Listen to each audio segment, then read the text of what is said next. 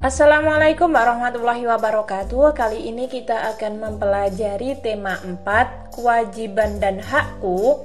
Subtema 1, kewajiban dan hakku di rumah, pembelajaran 1. Siti memiliki kewajiban menjaga kesehatan tubuhnya. Ia selalu makan makanan yang sehat dan bergizi. Siti berpakaian bersih dan rapi. Ia juga tinggal di rumah yang nyaman. Ayah dan ibu menyayangi Siti. Siti berhak atas semua itu. Kewajiban adalah sesuatu yang harus dilakukan. Di dalam setiap kewajiban ada hak. Hak artinya sesuatu yang harus kita terima. Mari kita pelajari kewajiban dan hak kita di rumah. Pada halaman 2, amati gambar berikut. Buatlah pertanyaan tentang gambar. Nah, pertanyaan. Cara membuat pertanyaan itu kalian bisa mengawali dengan apa, siapa, di mana, kapan, mengapa, dan bagaimana. Di sini saya akan memberi contohnya. Nah, mengapa? Mengapa ayah dan ibu begitu perhatian kepada Siti? Kalau bagaimana? Bagaimana kira-kira perasaan Siti? Bagaimana jika orang tua Siti tidak perhatian kepadanya? Nah, itu adalah contoh pertanyaan yang diawali dengan mengapa dan bagaimana. Kasih sayang di rumah. Manusia tidak bisa hidup sendiri. Sebagai manusia, kita wajib saling mengasihi dan menyayangi. Menyayangi keluarga merupakan salah satu kewajiban kita. Di dalam setiap kewajiban selalu ada hak yang kita dapatkan. Kewajiban dan hak hendaknya dilaksanakan secara seimbang. Akan tetapi, masih ada orang yang tidak melaksanakan kewajibannya. Setiap orang harus melaksanakan kewajiban. Sebagai seorang anak, kamu harus menyayangi orang tuamu. Kamu juga harus berterima kasih kepada orang tuamu. Kamu harus mendoakan mereka setiap hari. Menyayangi orang tua, berterima kasih kepadanya, dan mendoakannya merupakan kewajiban setiap anak. Kamu harus bersyukur karena orang tuamu menyayangimu. Mereka juga selalu menjaga dan mendoakanmu. Jadi, setiap orang harus menjalankan kewajibannya. Laksanakanlah kewajibanmu, maka kamu akan menerima hakmu. Garis bawahilah kalimat saran yang kamu temukan dari bacaan tadi. Lalu bacalah dengan nyaring. Mungkin teman-teman masih bingung, apa sih kalimat saran itu? Nah, kalimat saran adalah kalimat yang berisi saran dalam bentuk nasihat ataupun himbauan. Contoh kalimat saran itu biasanya menggunakan sebaiknya, seharusnya, dan seterusnya. Misalnya, sebaiknya kamu jangan melakukan hal itu. Sebaiknya kamu belajar di rumah, dan lain-lain. Itu adalah kalimat saran. Lalu, bacalah hak-hak yang didapat Siti pada tabel di bawah ini. Nah, di sini ada hak Siti dan saran menunjukkan kewajiban. Oke, di sini saya akan mengulangi lagi. Apa sih itu apa itu hak dan apa itu kewajiban? Hak adalah sesuatu yang kita dapat, sedangkan kewajiban adalah sesuatu yang harus kita lakukan atau kerjakan. Nah, di sini hak Siti mendapat kasih sayang dari ayah dan ibu. Saran yang menunjukkan kewajiban, sayangilah ayah ibumu. Lalu hak Siti mendapat perawatan ayah ibu. Saran yang menunjukkan kewajiban adalah berterima kasihlah kepada kedua orang tua yang telah merawatmu. Hak Siti mendapat waktu bermain bersama ayah ibu. Nah, sikap yang menunjukkan kewajiban, manfaatkanlah waktu untuk bermain bersama ayah ibu. Itu yang harus dilakukan Siti ya teman-teman. Siti harus memanfaatkan waktunya dengan baik ketika bermain dengan ayah dan ibu. Lalu hak Siti dapat bercerita kepada ayah ibu. Saran yang menunjukkan kewajiban, berceritalah dengan kata-kata yang sopan pada orang tuamu. Tidak boleh kasar ataupun membentak.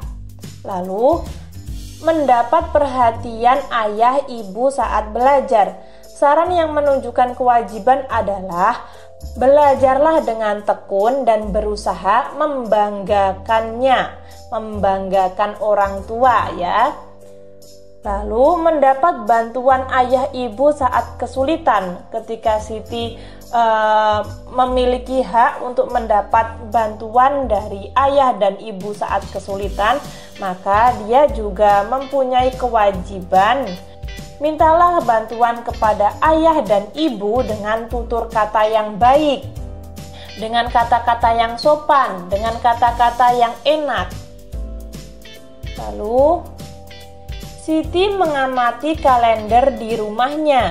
Siti menghitung dalam 1 tahun ada 365 hari.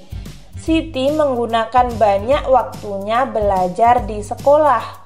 Ketika libur, Siti belajar bersama kedua orang tuanya di rumah. Berapa hari Siti belajar di sekolah?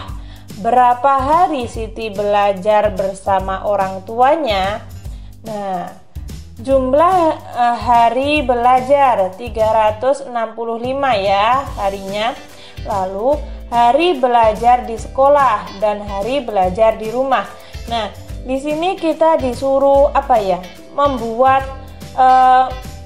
kemungkinan. Berapa ditambah berapa? Jawabannya 365. Kita bisa menulis angka sesuka hati kita, asalkan hasilnya harus 365.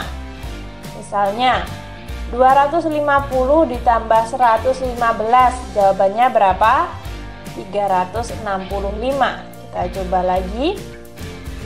300 ditambah 65. 300 ditambah 65, jawabannya 365. Nah, berapa ditambah berapa? Jawabannya 365. 200 ditambah 165, jawabannya 365. Lalu 240 ditambah 125, jawabannya juga 365. Lalu 220 ditambah 145, jawabannya juga 365. Nah, seperti ini ya teman-teman. Berapa ditambah berapa? Jawabannya 365. Oke, kita coba latihan selanjutnya. Amati kembali cerita tentang hari belajar Siti. Tentukan jumlah hari belajar yang berbeda. Lalu tentukan banyak hari belajar Siti di sekolah dan di rumah. Di sini kalian bisa menulis terserah angka berapapun ya. Di sini saya akan menulis 222. Kita akan membuat kemungkinan. Berapa ditambah berapa? Jawabannya 222. Misalnya 200 ditambah berapa? Ditambah 22, itu jawabannya 222.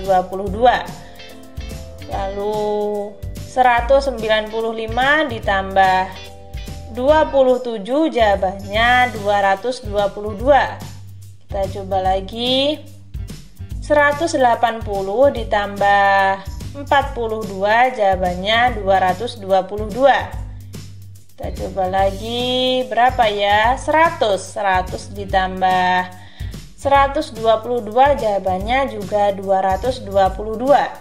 Nah, kira-kira berapa ditambah berapa jawabannya 222? Ada yang tahu? Di sini ditulis angka berapa lagi? Nah, untuk nomor 5 ini tugas kalian untuk mengasah otak kalian ya.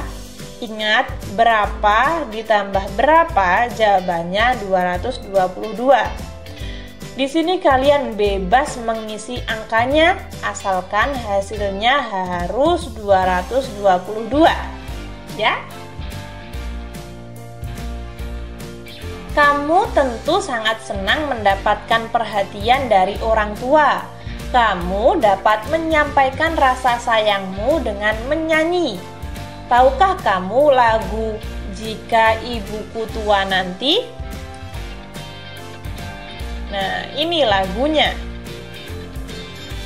Saya akan perbesar beserta not angkanya. Nah, seperti ini ya. Ini lagu Jika Ibu Tua Nanti.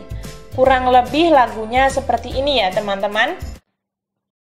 Jika ibuku tua nanti, beruban berambut putih, akan ku jaga ibuku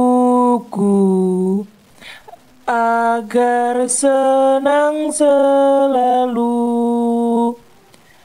Jika ayahku tua nanti, berjalan bertongkat kayu, akan ku tuntun selalu kemana ayah pergi. Maaf ya teman-teman, suara saya ya seperti ini apa adanya. Mungkin jika teman-teman kurang puas dengan suara saya, kalian bisa mencari lagu Jika Ibuku Tua Nanti ya. Lalu kalian dengarkan. Perhatikan ketentuan berikut yang wajib kamu ikuti. Duduk atau berdirilah dengan nyaman. Perhatikan lagu yang akan dinyanyikan. Bernyanyilah dengan suara lembut namun terdengar. Lakukan dengan kompak. Cobalah dengan suara lembut seperti berbisik, suara normal, dan suara keras. Mana yang lebih bagus menurutmu? Bernyanyi bisa membuat hatimu gembira. Kamu bisa bernyanyi sambil bertepuk tangan. Bernyanyi sambil bertepuk tangan bisa melatih konsentrasi, kekompakan, dan keakraban. Nah, berarti di sini tugas kalian adalah menyanyikan lagu Jika Ibuku Tua Nanti beserta kelompok kalian, dan kalian harus memperhatikan ketentuan ini. Selamat bernyanyi. Kesimpulan tadi kita sudah belajar apa saja? Yang pertama, hak, kasih sayang dan kewajiban, dan kalimat saran. Lalu menentukan dua buah bilangan yang jumlahnya sudah diketahui. Dan yang terakhir, menyanyikan lagu dengan pola irama sederhana. Ketika teman-teman ada saran atau masih kurang paham, silahkan tulis di komentar. Sekian, terima kasih. Wassalamualaikum warahmatullahi wabarakatuh.